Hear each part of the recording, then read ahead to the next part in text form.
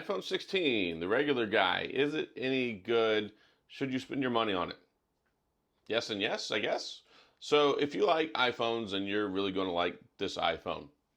If you don't like iPhones, you're still not going to like this iPhone. But I got to say one thing, and it took me aback while I was in the store. When I got my Pro and Pro Max, I bought this one at the same time. I didn't pre-order it. I just saw it. And I'm like, man, this is a gorgeous, beautiful phone. This teal color is amazing. And it reminds me a lot of the iPhone 10, iPhone 10s. And I like this kind of bokeh two-tone different color where you have it on the darker color on the camera module and then the lighter color on the back. It's got this frosted texture. It won't pick up fingerprints and things like that, but you still get the glossy iPhone logo. I think they did a really good job, even with this like frosted aluminum rails. It's a really, really nice looking package. Of course, you got the pink color, the ultramarine, the white, I think white, black, all that good stuff.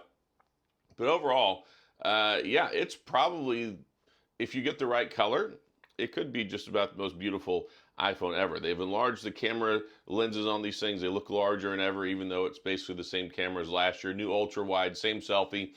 And you can do macro shots with it now, which are okay. Not the greatest in the world. And it's one of those things where when it comes to macro shots, you got to have a lot of light. If you have a lot of light, you'll get a good macro shot. If you don't have a lot of light, you won't get a good macro shot. But I'm actually excited about this phone for people who care about it for a couple of different reasons. Why? Because Apple finally upgraded the phone properly. Other than the fact that they're still selling you an $800 phone that has a 60 hertz refresh rate. It still only has 2 cameras. It still doesn't have the always-on display. You know, that stuff irks me. You should have those things in an $800 phone. But of course, yes, you can buy the Pro model if you want, but that's Apple's whole design. We're going to withhold these basic functions from you that are in basically every other phone in the world and tell you they're Pro and charge you more money for it. Anyway, I've got that out of the way. Let me get back to the phone. So, yeah, 6.1 inch screen on here, 2000 nits brightness. It's a beautiful looking phone, beautiful looking screen, a little under the competition. Most of the phones coming out now, like, you know, the Pixel 9 is what, 2700 nits, the Pixel 9 Pro, 3000 nits, the S24 series, 2600 nits brightness. So Apple's kind of falling behind in the refresh rate and the brightness game and all that stuff.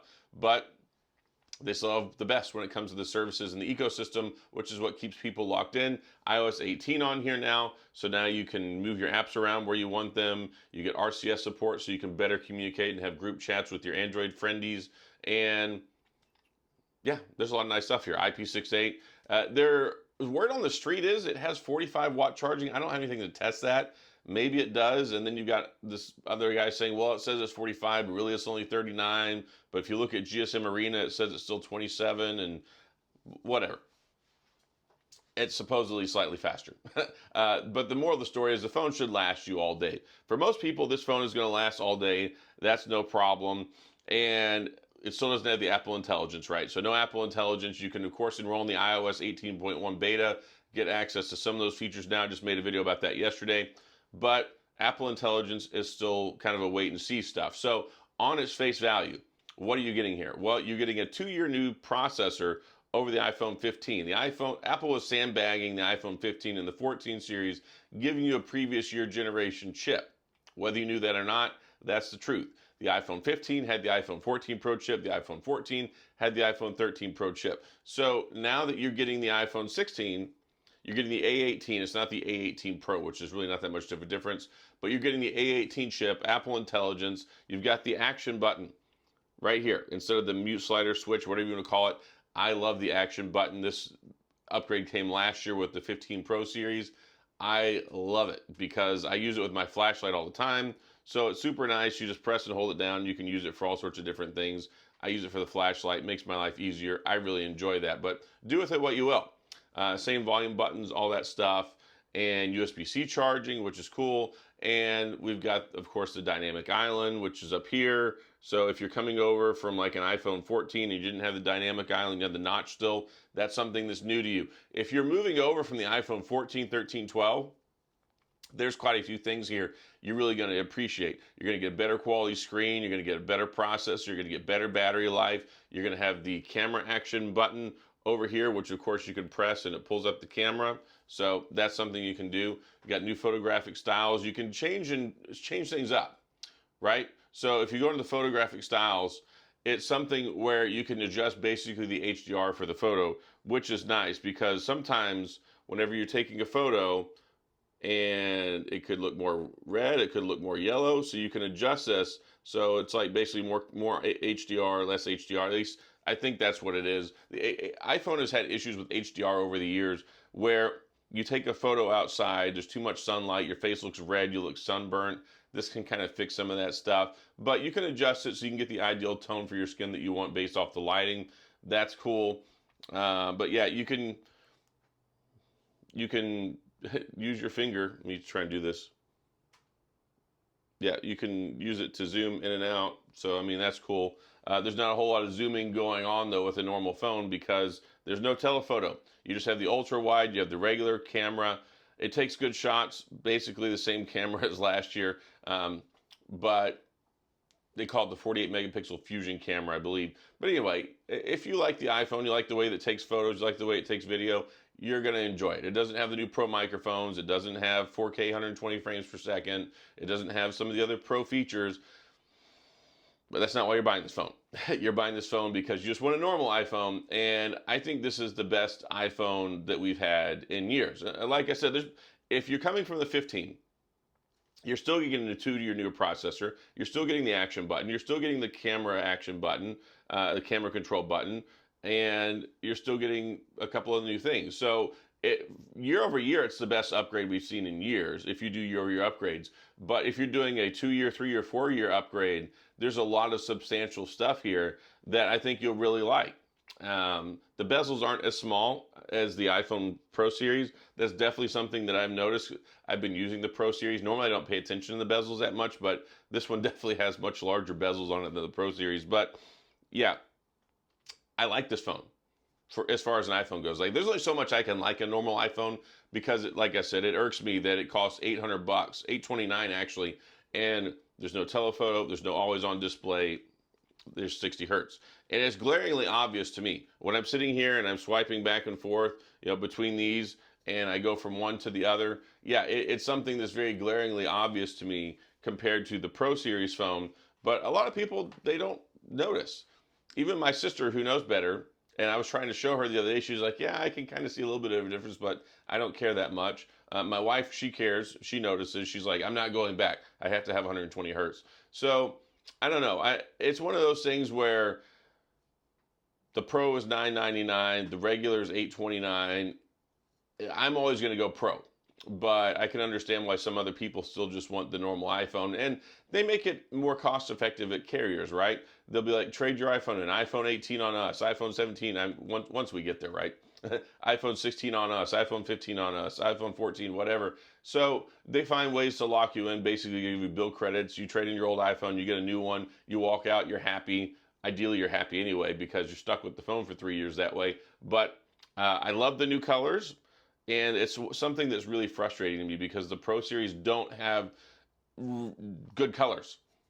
You get the titanium black, titanium white, natural titanium, and then desert titanium, and they're all so bland and played out and just not cool. And then you look at the iPhone 16, you're like, this teal color, absolute fire. Ultramarine color, fire. Pink color, if you like it. I'm wearing a pink shirt today. It's nice, but I went with teal.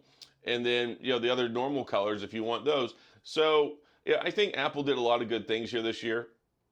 And again, I think it's the most upgraded iPhone that we've had in years. Again, 2-year new processor, which is, the chip seems good. I'm not having the heat issues I was having last year. The battery seems to be better. The signal seems to be much better.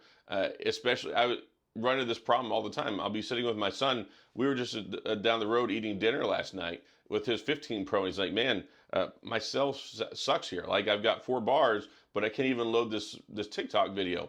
And I'm like, well, the 16 is doing pretty good. And I had a lot of those same issues with my 15 Pro Max as well. So I think the signal's better. I think the battery's better.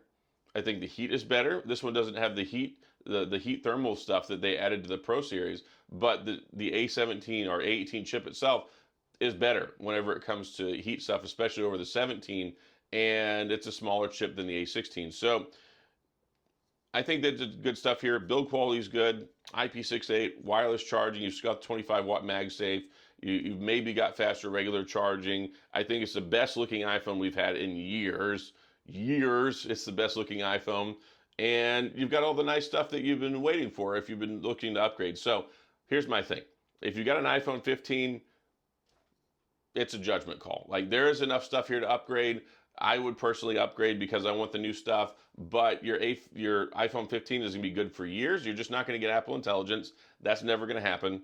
And yeah, you're already rocking a 2-year-old chip. But here's the thing. I have an iPhone 15. I just got one the other day for free from T-Mobile because I switched one of my lines over, and it saved me a bunch of money from AT&T. And they're like, here, you get a free iPhone. I'm like, all right, cool, whatever. So I have an iPhone 15. But I was messing around with it over the last couple of weeks, and the day-to-day experience basically feels about the same. So if you've got an iPhone 16 and you run it next to an iPhone 15, largely it feels about the same. And the iPhone 15 is going to be supported for several more years. And if you don't care about AI, then maybe you want to stick with the iPhone 15. So, because one, we're still waiting on it. Apple Intelligence, the first part of it's not dropping till October. Then they're going to drop more features in December. And then it's still not going to be fully out there until sometime next year. So it's frustrating to me that you see all the marketing and you see all the stuff for the iPhone 16 and like, oh, Apple Intelligence commercials everywhere, and you can't even use it. So I feel like that's some serious false advertisement going on right now and very disingenuous from Apple, but that's just me. So we'll see when it gets here. But yeah, if you're happy not ever having that stuff, keep the iPhone 15. If you've got an iPhone 14, 13, 12, there are a lot of upgrades here that I think you're really going to enjoy.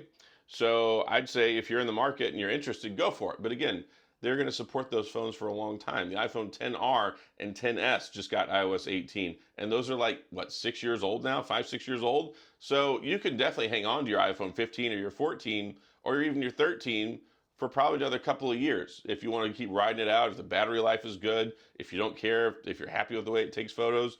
I'm never out there saying, hey, go spend your money and buy new stuff. I'm just here evaluating the new stuff. And I'm like, yeah, there's some nice stuff here. The camera control, I think, is kind of a gimmick. I really don't get into it all that much.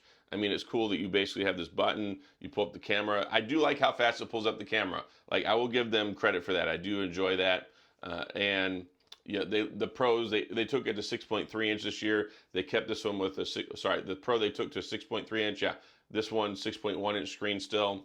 So 6.1 inch screen, basically mostly the same day-to-day user experience, but with some nice quality of life improvements. You get the macro now, and then the camera control, the action button, dynamic island, USB-C, Apple Intelligence. Like, there's a lot of stuff there just from the iPhone 14 itself. And then the 15 still several upgrades, and plus the new chip is nice. So that's all I've got. I'm going to wrap this one up. Hopefully you enjoyed it. I didn't rant too much about my anti-Apple stuff in this video. I try to keep it as fair as possible because there are people that like these phones. I mean, shoot, Apple sells like 80-something million, 90 million phones a year. So clearly they're doing stuff right, you know. But at the same time, on the outside looking in, as a tech advocate and consumer advocate, you know, there's stuff when you look on the other side that, yeah, they would definitely rip you off on certain things. So that's all I got. Hopefully you enjoyed it. If you've got one, hopefully you are enjoying it. And if you don't want to pay for the Pro, if you want just a normal phone, hey, the sucker's gorgeous.